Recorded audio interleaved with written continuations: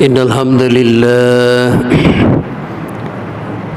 لله نحمده ونستعينه ونستغفره ونؤمن به ونتوكل عليه ونعوذ بالله من شرور أنفسنا ومن سيئات أعمالنا من يهده الله فلا مضل له ومن يضلله فلا هادي له وأشهد أن لا إله إلا الله وحده لا شريك له وأشهد أن محمدا عبده ورسوله أرسله بالحق بشيرا ونذيرا وداعيا إلى الله بإذنه وسراجا منيرا أما بعد فإن خير الحديث كتاب الله وأحسن الهدي وهدي محمد صلى الله عليه وسلم وشر الأمور محدثاتها وكل محدثة بدعة وكل بدعة ضلالة وكل ضلالة في النار. أعوذ بالله من الشيطان الرجيم. بسم الله الرحمن الرحيم. من يلفظ من قول إلا لديه رقيب عتيد.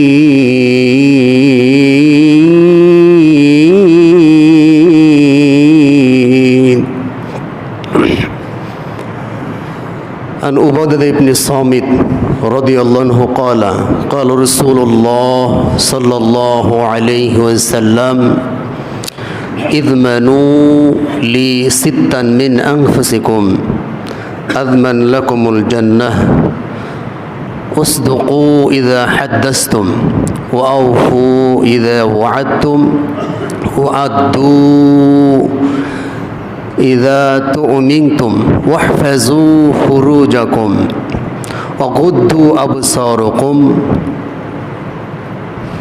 وكفوا أيديكم. রাহু ইবনে মাজা বাইহাকি। আলহামদুলিল্লাহ, প্রশংসা কেবলমাত্র শুধুমাত্র আল্লাহ সুবহানাহু ওয়া তাআলার জন্যই, যে আল্লাহ রাব্বুল আলামিন এর অশেষ মেহেরবানিতে আমরা মসজিদে আসার সুযোগ পেয়েছি, তৌফিক পেয়েছি। যে আল্লাহ রাব্বুল আলামিন আমাদেরকে সুস্থ রেখেছেন, সেজন্য আল্লাহর শুকরিয়া আদায় করি। আল্লাহ তিনি যত বড়, তার প্রশংসাও তত বড় বলি আলহামদুলিল্লাহ। দরুদ ও সালাম বর্ষিত হোক বিশ্ব মানবতার মুক্তির দূত, যিনি পৃথিবীর বুকে এসেছিলেন সুসংবাদদাতা এবং সতর্ককারী হিসেবে, যাকে জীবনের চেয়েও বেশি ভালোবাসতে না পারলে পরিপূর্ণ ঈমানদার হওয়া যায় না। যিনি কিয়ামতের দিন উম্মতের শাফায়াতের জন্য ব্যস্ত থাকবেন, সেই দয়ার নবীর উপর বর্ষিত হোক অগণিত দরুদ ও সালাম। আমরা সংক্ষিপ্তভাবে বলি আল্লাহুম্মা সাল্লি আলাইহি আল্লাহুম্মা বারিক আলাইহি। সম্মানিত উপস্থিতি, আপনাদের সম্মুখে কোরআনুল কারীম সূরা আল কাহফ এর 18 নম্বর আয়াত, সেই সাথে বাইহাকি মিশকাতের 4870 নম্বর হাদিস উপস্থাপন করেছি। এর উপর ভিত্তি করে সংক্ষিপ্ত সময়ে কিছু কথা বলার চেষ্টা করব ইনশাআল্লাহ। আমা তাওফিকে ইল্লা বিল্লাহ। কোরআন এবং হাদিসের আলোকে আজকের সংক্ষিপ্ত আলোচনার বিষয়, এই উম্মত যদি মুহাম্মদ সাল্লাল্লাহু আলাইহি সাল্লামকে 6টি বিষয়ের গ্যারান্টি দিতে পারে, তাহলে মুহাম্মদ সাল্লাল্লাহু আলাইহি সাল্লাম মানে যারাই গ্যারান্টি দিবে তাদেরকে মুহাম্মদ সাল্লাল্লাহু আলাইহি সাল্লাম জান্নাতের গ্যারান্টি দিবেন। সুবহানাল্লাহ বলেন।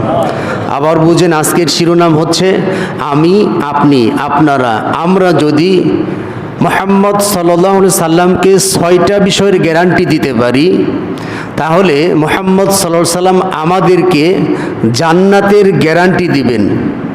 তাহলে বুঝতে পারতেছেন যে এই 6টি বিষয় অত্যন্ত গুরুত্বপূর্ণ, যেটা আপনি জান্নাতে যাওয়ার গ্যারান্টি পাবেন। এ মর্মে যে হাদিসটি উপস্থাপন করেছি উবাদা ইবনে সামিত থেকে বর্ণিত, তিনি বলেন মুহাম্মদ সাল্লাল্লাহু আলাইহি সাল্লাম বলেছেন, ইযমানু লি সিত্তান মিন আনফুসিকুম, তোমরা যদি আমাকে 6টি বিষয়ের গ্যারান্টি দিতে পারো, আযমান লাকুমুল জান্নাহ, আমি নবী মুহাম্মদ সাল্লাল্লাহু আলাইহি সাল্লাম বলতেছি তোমাদেরকে আমি জান্নাতের গ্যারান্টি দেব।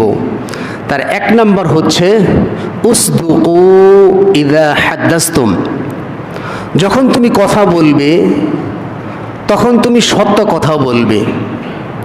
যদি আমরা কথা বলার সময় সত্য বলার প্রতিশ্রুতি দিতে পারি, আপনি যেখানেই থাকুন, যে অবস্থায় থাকুন, যে কোনো অবস্থায় থাকুন, আপনি যদি সত্য বলার গ্যারান্টি দিতে পারেন, তাহলে মুহাম্মদ সাল্লাল্লাহু আলাইহি সাল্লাম আপনাকে জান্নাতের গ্যারান্টি দেবেন। কথা বললে সত্য বলতে হবে, আর যদি সত্য কথা বলতে না পারেন তাহলে আপনাকে চুপ থাকতে হবে। তিরমিজির 2416 নম্বর হাদিস, রাসূল সাল্লাল্লাহু আলাইহি সাল্লাম বলেন, মান সামাতা নাজা, মান সামাতা নাজা, যে ব্যক্তি চুপ থাকলো সেই ব্যক্তি সফল হলো, যে ব্যক্তি চুপ থাকলো সেই ব্যক্তি সফল হলো। এর মানে আপনি অল টাইম 24 আওয়ার্স 24 ঘন্টায় চুপ থাকবেন, বিষয়টা এরকম না। চুপ থাকার অর্থ হচ্ছে যখন আপনি কথা বলবেন অবশ্যই সঠিক কথা বলবেন, সত্য কথা বলবেন, ইনসাফপূর্ণ কথা বলবেন। যদি আপনি সঠিক কথা বলেন, সত্য কথা বলেন, ভালো কথা বলেন, তাহলে এই কথা আপনাকে জান্নাত পর্যন্ত নিয়ে যাবে। সুবহানাল্লাহ। আর যদি আপনি ভালো কথা বলতে না পারেন তাহলে আপনি চুপ থাকেন, এই চুপ থাকাটাও আল্লাহ আপনাকে জান্নাত পর্যন্ত নিয়ে যাবে। সুবহানাল্লাহ। তাহলে কথা, বাংলাতে ক এবং থ আকার থা, কথা, 2টা বর্ণ দিয়ে একটা শব্দ, নাম হচ্ছে তার কথা। আরবিতে কফ ওয়াও লাম, কওলুন, কওলুন মানে কথা। ইংরেজিতে SPEAK, স্পিক, স্পিক মানে কথা। তো কথা এটা এমন একটা গুরুত্বপূর্ণ বিষয়, এমন একটা গুরুত্বপূর্ণ বিষয়, এই কথার কারণে আপনি জান্নাতে যাবেন, কথার কারণে আপনি জাহান্নামে যাবেন।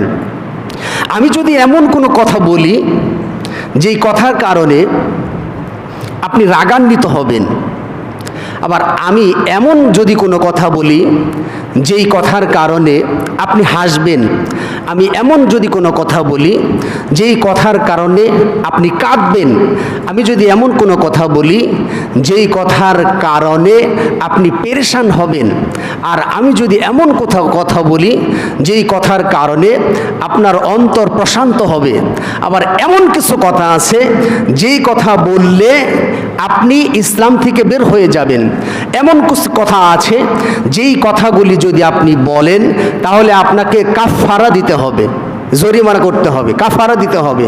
তাহলে সব কিছুর মূল কেন্দ্রবিন্দু কিন্তু হচ্ছে আমাদের এই কথা।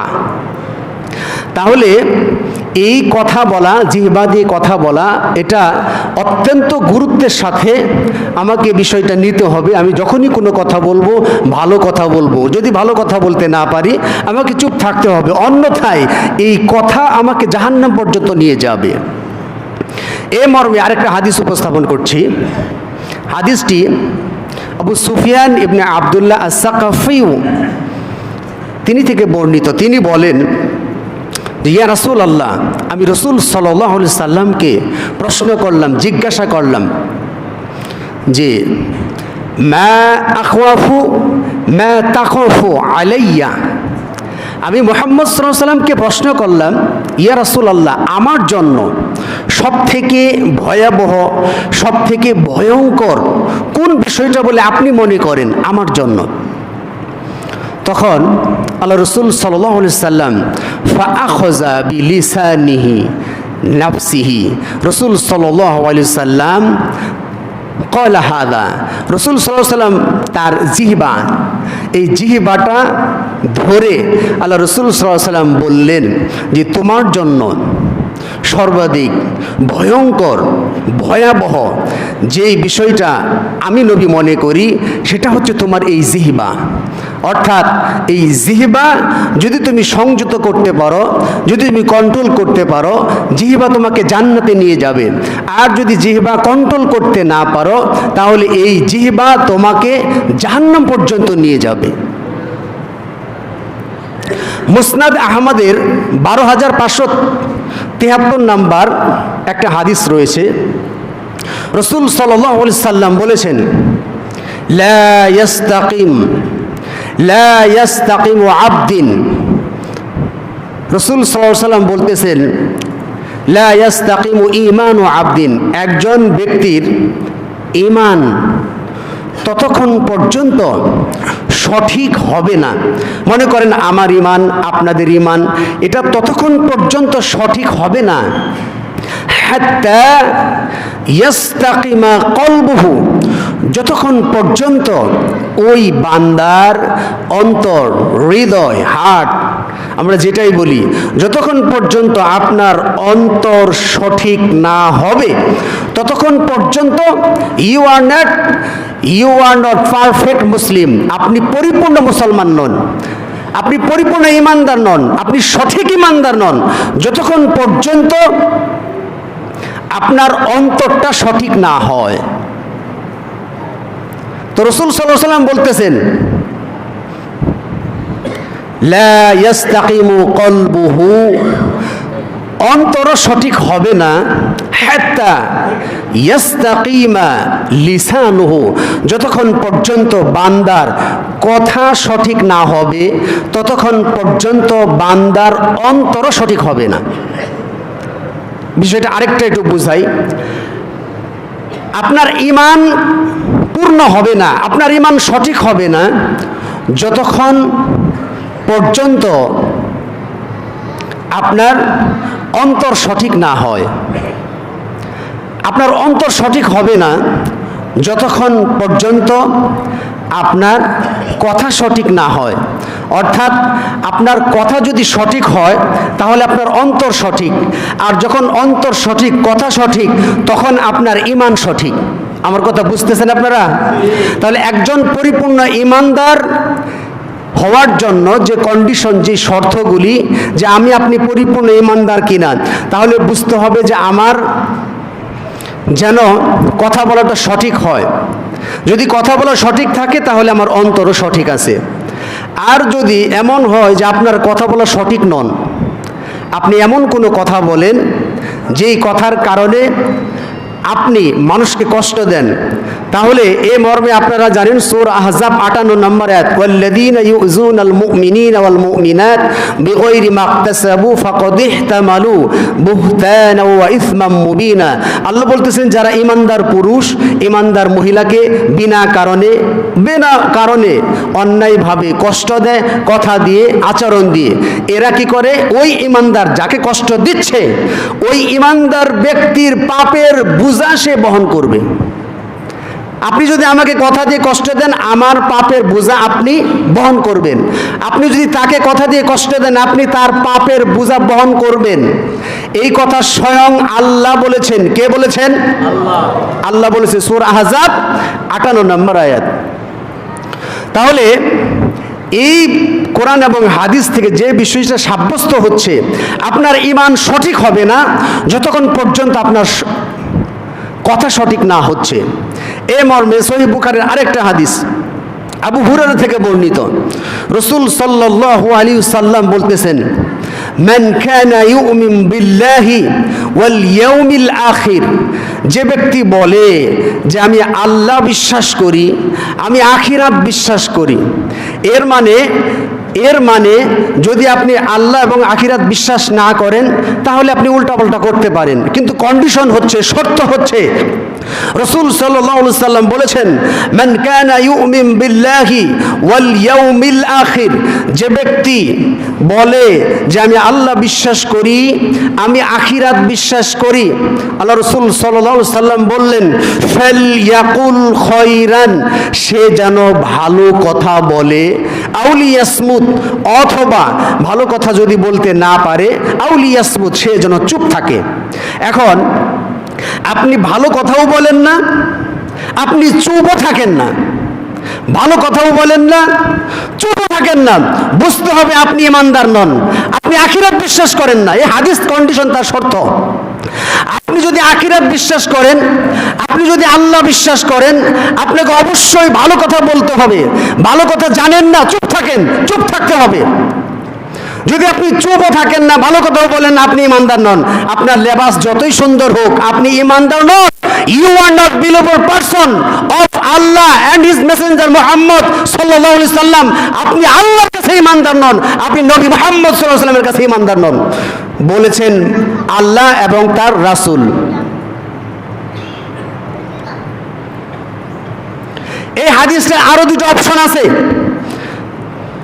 মান কানা ইউমিন বিল্লাহ ওয়াল ইয়াউমিল আখির, যে ব্যক্তি বলে আমি আল্লাহ বিশ্বাস করি, আমি আখিরাত বিশ্বাস করি, রাসূল সাল্লাল্লাহু আলাইহি সাল্লাম বলেন ফালা ইউজি জারহু, যে ব্যক্তি বলে আমি আল্লাহ বিশ্বাস করি, আমি আখিরাত বিশ্বাস করি, সে যেন তার প্রতিবেশীকে কষ্ট না দেয়।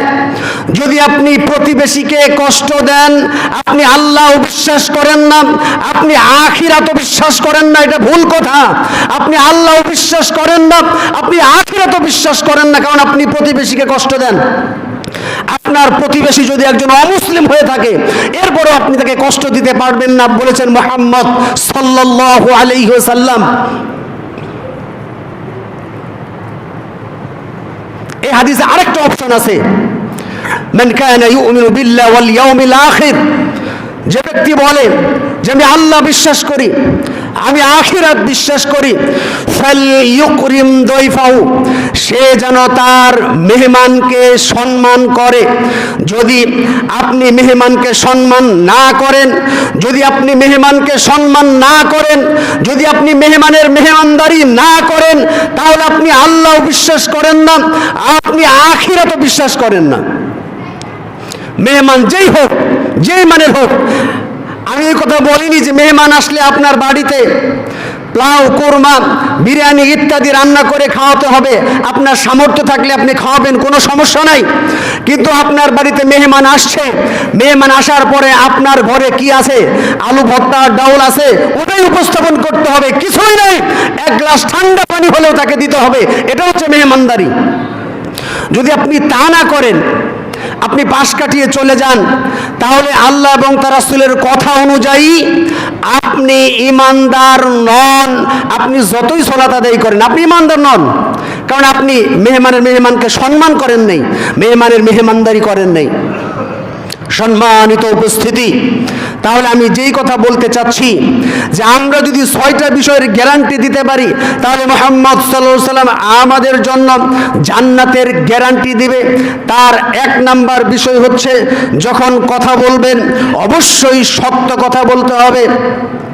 যদি আপনি মিথ্যা কথা বলেন, তাহলে আপনার দায়িত্বে থাকার কোনো অধিকার নাই।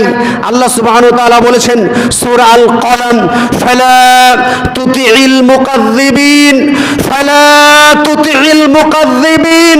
মুহাম্মদ সাল্লাল্লাহু আলাইহি সাল্লামকে বলেছেন, তার মাধ্যমে সমস্ত ঈমানদারদেরকে বলেছেন, ফালা তুতিইল মুকাজ্জিবিন, খবরদার আপনি কোনো মিথ্যাবাদীর আনুগত্য করবেন না, আপনি কোনো মিথ্যাবাদীর অনুসরণ করবেন না, আপনি কোনো মিথ্যাবাদীর কমান্ড মানবেন না, আপনি কোনো মিথ্যাবাদীর আনুগত্য করবেন না, বলেছেন আল্লাহ। কে বলেছেন? আল্লাহ বলেছেন। সুতরাং আপনি যদি মিথ্যুক হন, আপনার পদে থাকার কোনো এখতিয়ার নাই।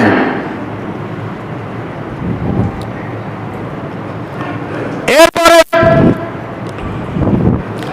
আপনাকে অবশ্যই সত্য কথা বলতে হবে, সঠিক কথা বলতেই হবে। আল্লাহ সুবহানাহু ওয়া তাআলা বলেছেন, ইয়া আইয়ুহাল্লাযীনা আমানু, হে ঈমানদারগণ, আমানুত্তাকুল্লাহ, আল্লাহকে ভয় করো, ওয়াকুলু কাওলান সাদীদা, এবং তোমরা যখন কথা বলবে তখন অবশ্যই তোমরা সঠিক সত্য কথাটাই বলবে।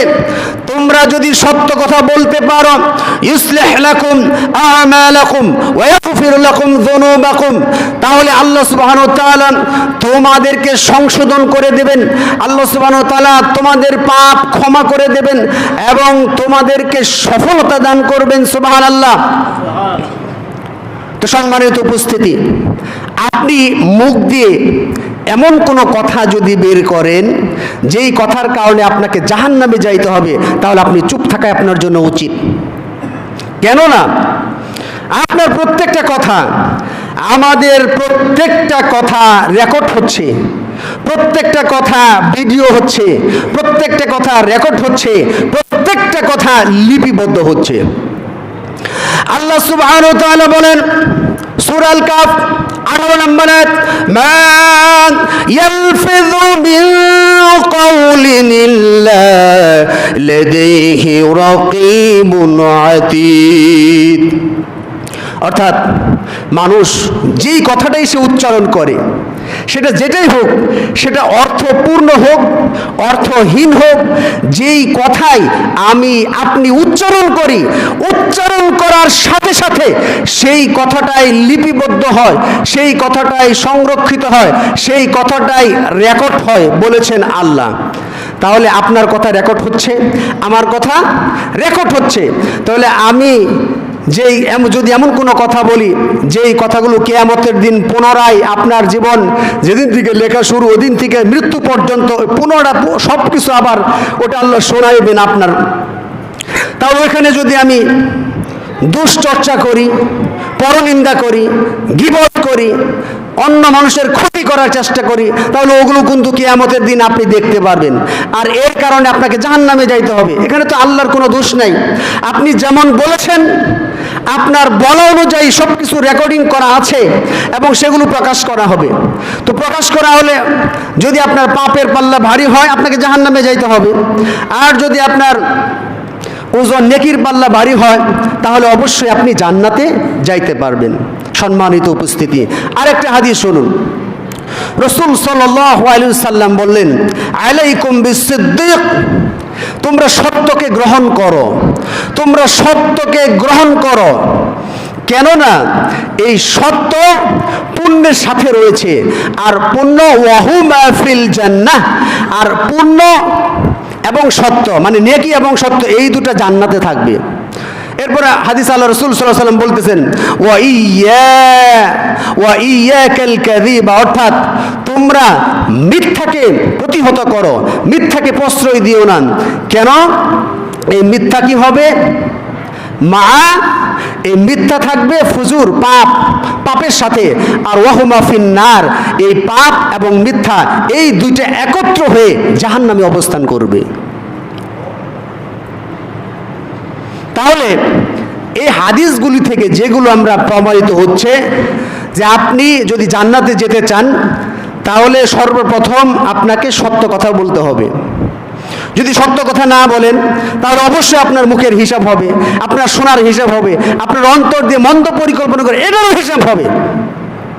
এ মর্মে সূরা বানী ইসরাঈল 36 নম্বর আয়াত আল্লাহ সুবহানাহু ওয়া তাআলা বলেন, ওয়ালা তাকফু মা লাইসা লাকা বিহি ইলম ইন্নাস সামআ ওয়াল বাসারা والفؤاد كل أولئك كان عنه مسؤولا।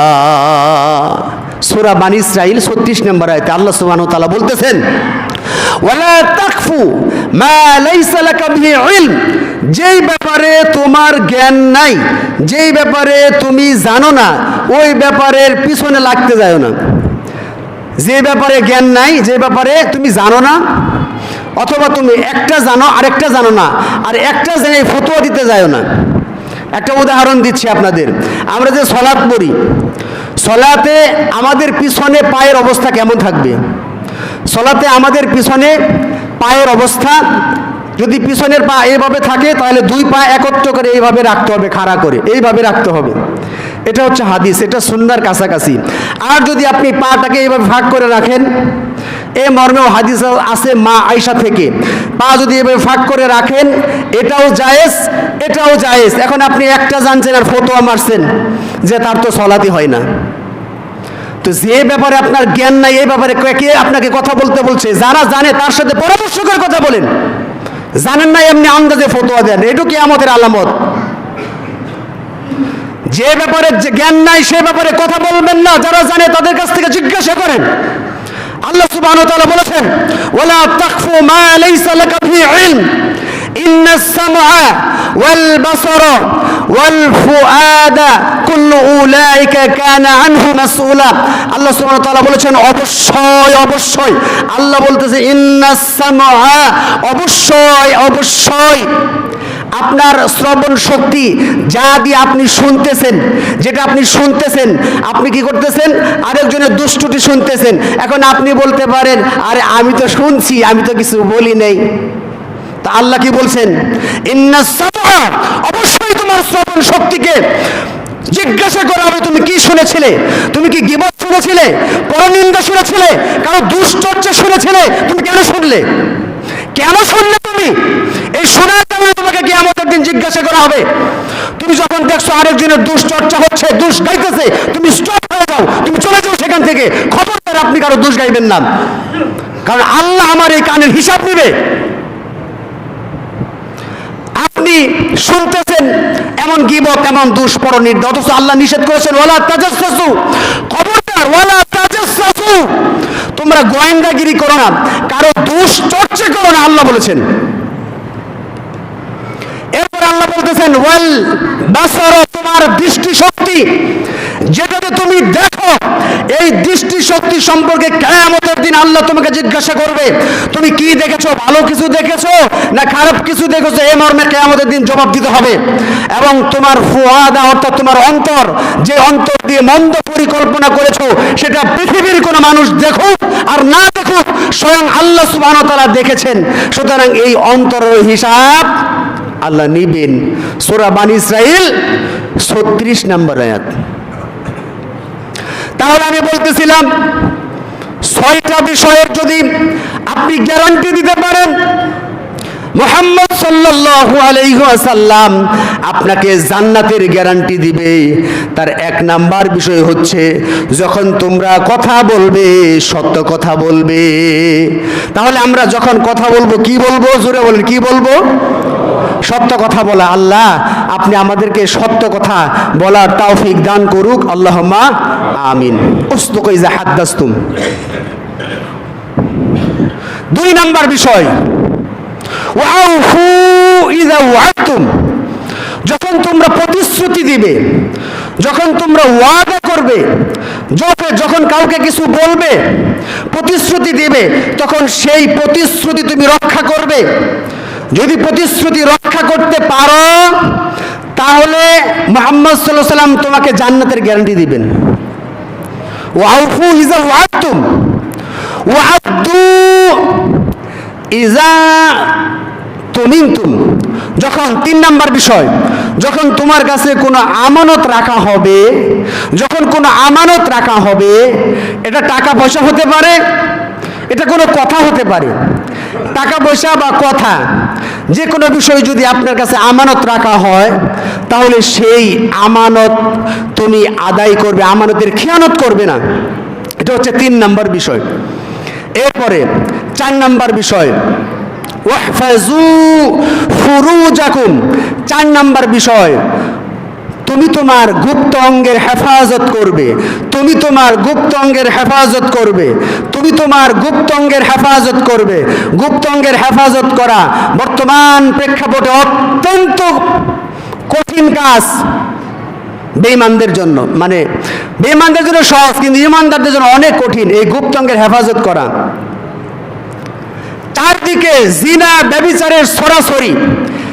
মিডিয়াতে আপনারা একটা বিষয় দেখেছেন, সাতক্ষীরার একজন এমপি তিনি দাবি করছে তার বিবাহিত স্ত্রী এর সাথে সিসিটিভি ফুটেজে ধরা পড়েছে, সে অনৈতিক কাজ করেছে, কিন্তু সে দাবি করছে তার স্ত্রীর সাথে করেছে। যে যাই হোক, তো মূল বিষয় হচ্ছে এই মর্মে আমি যেটা বলতে চাচ্ছি, সহিহ মুসলিমের একটা হাদিস শুনুন। আবু হুরায়রা থেকে বর্ণিত, সালাসাতুন লা ইউকাল্লিমুহুমুল্লাহু ইয়াওমাল কিয়ামা ওয়া লা ইউযাক্কিহিম ওয়া লা ইয়ানজুরু ইলাইহিম। রাসূল সাল্লাল্লাহু আলাইহি ওয়াসাল্লাম বলেছেন, কিয়ামতের দিন আল্লাহ সুবহানাহু ওয়া তাআলা তিন শ্রেণীর মানুষ আছে যাদের সাথে আল্লাহ সুবহানাহু ওয়া তাআলা কথা বলবেন না, যাদেরকে তিনি পবিত্র করবেন না, এবং যাদের দিকে তিনি রহমতের দৃষ্টিতে তাকাবেন না। তার এক নাম্বার হচ্ছে শাইখুন জানিন। শাইখুন জানিন মানে বৃদ্ধ জিনাকার। জিনা ব্যভিচার তো যুবকরা করে শয়তানের ওয়াসওয়াসায় পড়ে, কিন্তু একজন বৃদ্ধ যদি জিনা করে তার স্ত্রী থাকা সত্ত্বেও, এই বৃদ্ধ অবস্থায় জিনা ব্যভিচার করলে এই লোক এতটাই নিন্দিত, এতটাই ঘৃণিত যে এই ব্যক্তির সাথে কিয়ামতের দিন আল্লাহ সুবহানাহু ওয়া তাআলা কথাও বলবেন না, তার দিকে তাকাবেনও না, এবং তাকে পবিত্রও করবেন না। জিনা ব্যভিচার যুবক অবস্থায় জায়েজ, এটা আমরা বলি নাই, কিন্তু জিনা ব্যভিচার যুবক হোক বৃদ্ধ হোক সর্ব অবস্থায় হারাম। কিন্তু বৃদ্ধ অবস্থায় জিনা করলে এটার মান সম্মান বেশি ক্ষতি হয়। বৃদ্ধ অবস্থায় জিনা করলে তার মুখ দেখাতে পারে না তার স্ত্রী, মুখ দেখাতে পারে না তার সন্তান, মুখ দেখাতে পারে না তার ভাই, মুখ দেখাতে পারে না তার পাড়া প্রতিবেশী ইত্যাদি। এজন্য বৃদ্ধ অবস্থায় খবরদার জিনা ব্যভিচার করতে যাবেন না। বৃদ্ধ অবস্থায় জিনা করলে কিয়ামতের দিন আল্লাহ আপনাকে পবিত্রও করবেন না, বরং জাহান্নামে নিক্ষেপ করবেন। 2, মালিকুন কাযযাব, মিথ্যাবাদী দায়িত্বশীল, যারা দায়িত্ব আছে মিথ্যা বলে, এদেরকে কিয়ামতের দিন আল্লাহ সুবহানাহু ওয়া তাআলা এদের সাথে কথাও বলবেন না, এদের দিকে তাকাবেন না, এদেরকে পবিত্র করবেন না। 3, ওয়াইলুন মুস্তাকবিরিন, অর্থাৎ অহংকারী দরিদ্র, এই অহংকারী ব্যক্তিকে কিয়ামতের দিন আল্লাহ সুবহানাহু ওয়া তাআলা তার সাথে কথাও বলবেন না, তার দিকে তাকাবেন না, এবং তাকে পবিত্র করবেন না। তাহলে গুপ্তাঙ্গের হেফাজত অত্যন্ত গুরুত্বপূর্ণ একটা বিষয়। যদি আপনি গুপ্তাঙ্গের হেফাজত করতে পারেন তাহলে মুহাম্মদ সাল্লাল্লাহু আলাইহি সাল্লাম আপনাকে জান্নাতের গ্যারান্টি দিবেন। অগুদ্দু আবসারকুম, এরপরে 5 নাম্বার বিষয়, আপনার দৃষ্টিকে সংযত করতে হবে।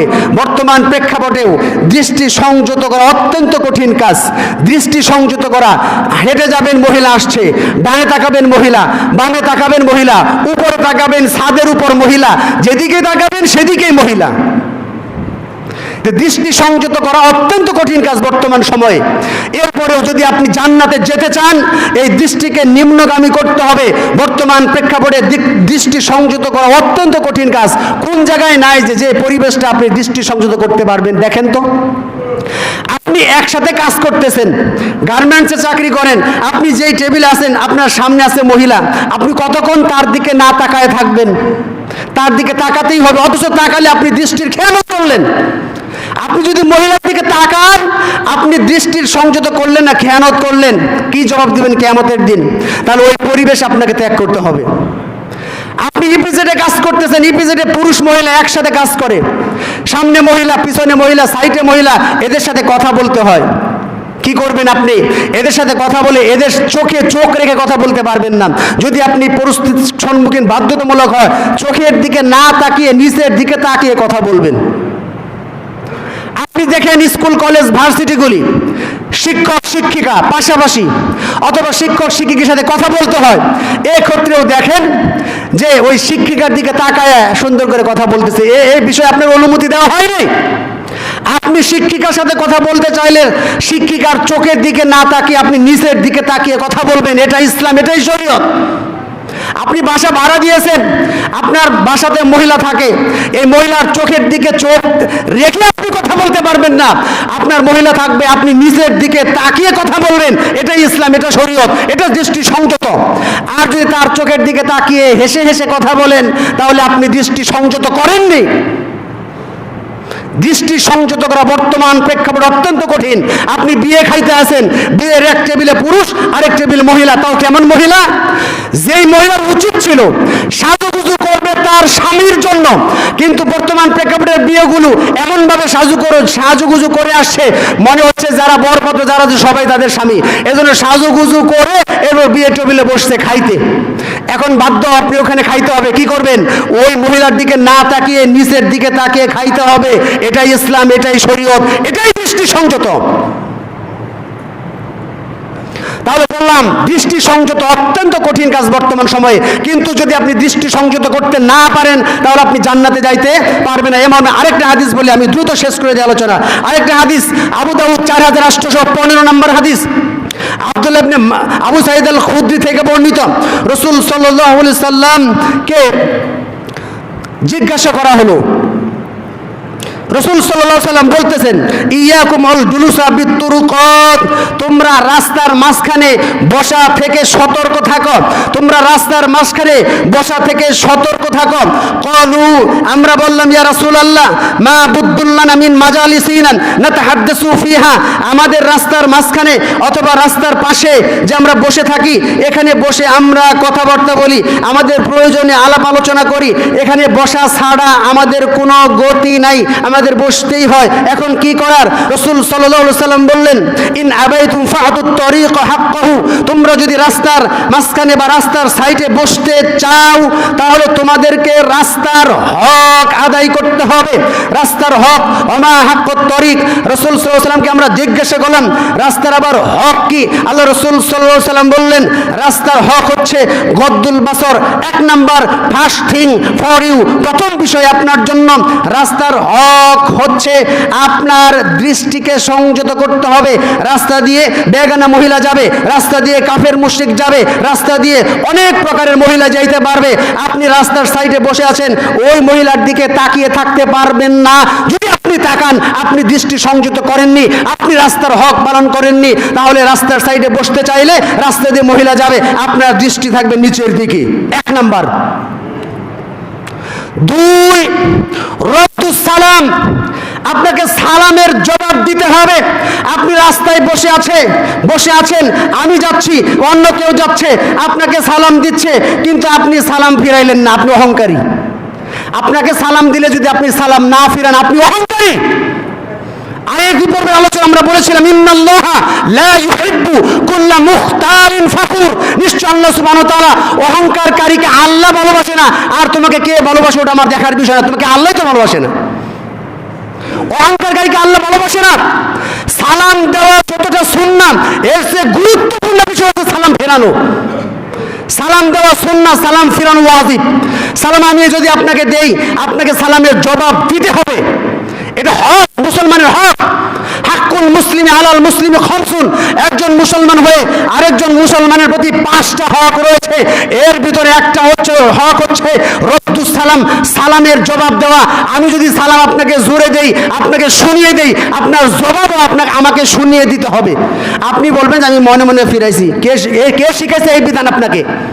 মনে মনে ফিরাবেন মানে মনে মনে ফিরানোর তো সিস্টেম নাই। আসসালামু আলাইকুম, আমি আপনার কল্যাণে দোয়া করছি, আল্লাহ আপনাকে নিরাপত্তা দান করুন, আল্লাহর পক্ষ থেকে আল্লাহ আপনাকে নিরাপত্তা দান করুন। আর আপনি না ফিরে অহংকার করতেছেন, আপনি মনে করতেছেন আমি খুব অনেক বড় মাপের ইমানদার হয়ে গেছি। সালাম ফিরাতে হবে উচ্চ স্বরে। আমি যদি উচ্চ স্বরে দিই, আপনি উচ্চ স্বরে ফিরাতে হবে। এখানে কোনো কম্প্রোমাইজ নেই, কোনো কথা চলবে না। তাহলে রাস্তার পাশে বসতে চাইলে, যদি আপনি বসতে চান তাহলে হক আদায় করতে হবে। 1, গদ্দুল বাসর। 2, রদ্দুস সালাম, সালামের জবাব দিতে হবে। 3, কাফুল আদা, রাস্তার ভিতরে যদি দেখেন যে কষ্টদায়ক বস্তু আছে, ইট আছে, বালি আছে, কুয়া আছে, কষ্টদায়ক কোনো বস্তু আছে, কাফুল আদা, আপনি রাস্তার সাইডে বসছেন, আপনাকে কষ্টদায়ক বস্তু সরাতে হবে। আপনি বসলেন কেন? যদি রাস্তার সাইডে বসতে হয়, কষ্টদায়ক বস্তু সরানোর দায়িত্ব আপনার। 4 নাম্বার রাস্তার হক, ওয়াল আমরু বিল মারুফ ওয়ান নাহয়ু আনিল মুনকার। 4 নাম্বার কাজ হচ্ছে রাস্তার সাইডে বসতে চাইলে অবশ্যই আপনাকে সৎ কাজের আদেশ করতে হবে, অন্যায় কাজের বাধা দিতে হবে। সৎ কাজের আদেশ করতে হবে, অন্যায় কাজের বাধা দিতে হবে। তাহলে আপনি এই 4টা বিষয় মেনে আপনি রাস্তায় বসতে পারেন। আর যদি এই 4টা বিষয় না মানতে পারেন, আপনি রাস্তায় বসেন, আপনি ঘরে যায় দরজা লাগায় চুপ করে বসে থাকেন, তবু গুনাহ হবে না। সম্মানিত উপস্থিতি, আমি বলতেছিলাম 6টা বিষয়ের গ্যারান্টি আপনি দিতে পারলে মুহাম্মদ সাল্লাল্লাহু আলাইহি ওয়াসাল্লাম আপনাকে জান্নাতের গ্যারান্টি দেবে। সর্বশেষ 6 নাম্বার পয়েন্ট, 6 নাম্বার বিষয় হচ্ছে আপনার হাতকে সংযত রাখতে হবে। আপনার হাতকে সংযত মানে হাত মানে শুধু এই হাত না, হাত মানে হচ্ছে আপনার ক্ষমতার হাত। আপনার দল ক্ষমতায়, আপনি এখন আপনার নেতা চেয়ারে, আপনি আছেন গিয়ারে। এখন এই গিয়ারে থেকে যদি আপনি কোনো ব্যক্তির উপর জুলুম করেন, আপনি যদি ক্ষমতার ভাব দেখান, ক্ষমতার অপব্যবহার করেন, তাহলে মুহাম্মদ সাল্লাল্লাহু আলাইহি ওয়াসাল্লাম আপনাকে জান্নাতে নেবেন না। কারণ আপনি আপনার হাতকে সংযত করেননি, আপনি আপনার ক্ষমতাকে ব্যবহার করে ক্ষমতার অপব্যবহার করেছেন। এই ব্যাপারে আপনাকে সতর্ক থাকতে হবে। খাঁটি মুসলিম হতে চাইলে মুহাম্মদ সাল্লাল্লাহু আলাইহি ওয়াসাল্লাম বলেছেন, সহিহ বুখারী 11 নম্বর আয়াত, আল মুসলিমু মান সালিমাল মুসলিমুনা মিন লিসানি ওয়া ইয়াদিহি। খাঁটি মুসলমান ওই ব্যক্তি, খাঁটি মুসলমান ওই ব্যক্তি যার হাত এবং জবান থেকে অপর মুসলমান নিরাপদ থাকে, তাকে খাঁটি মুসলমান বলা হয়। আপনি যদি দাবি করেন যে আপনি খাঁটি মুসলিম, তাহলে অবশ্যই আপনার হাত এবং আপনার জিহ্বা, আপনার কথা বলা থেকে অপর মুসলমান যেন নিরাপদ থাকে, বিষয়টা ভাবতে হবে। যদি আপনার না থাকে, আপনি খাঁটি মুসলিম নন। সর্বশেষ হাদিস বলে শেষ করে দেই, 6টা বিষয় তো আছে, এর সাথে আরো শর্ট করে দিচ্ছি। 2টা বিষয় যদি আপনি আল্লাহ রাসূলের কাছে গ্যারান্টি দিতে পারেন, 2টা বিষয়, তাহলে আল্লাহ রাসূল আপনাকে জান্নাতের গ্যারান্টি দেবেন। মান ইয়াজমান লি মা বাইনা লাহিয়াহি ওয়া মা বাইনা রিজলাহি। রাসূল সাল্লাল্লাহু আলাইহি ওয়াসাল্লাম বলেন, আজমান লাহুল জান্নাহ। কেউ যদি 2টা বিষয়ও আমার গ্যারান্টি দিতে পারে, আমি মুহাম্মদ সাল্লাল্লাহু আলাইহি ওয়াসাল্লাম তাকে জান্নাতের গ্যারান্টি দেব। 1, জিহবা, 2 চোয়ালের মধ্যবর্তী অঙ্গ জিহবা, এবং 2 রানের মধ্যবর্তী অঙ্গ গুপ্তাঙ্গ, জিহবা আর গুপ্তাঙ্গ। এই 2টা বিষয়ের গ্যারান্টি দিতে পারলে মুহাম্মদ সাল্লাল্লাহু আলাইহি ওয়াসাল্লাম আপনাকে জান্নাতের গ্যারান্টি দিবে। সুবহানাল্লাহ। তো আসুন, আমাদের সময় শেষ, আমরা আজকে যে আলোচনা করলাম, এই আলোচনার আমল করার চেষ্টা করি। আল্লাহ আমাদের সেই তৌফিক দান করুক।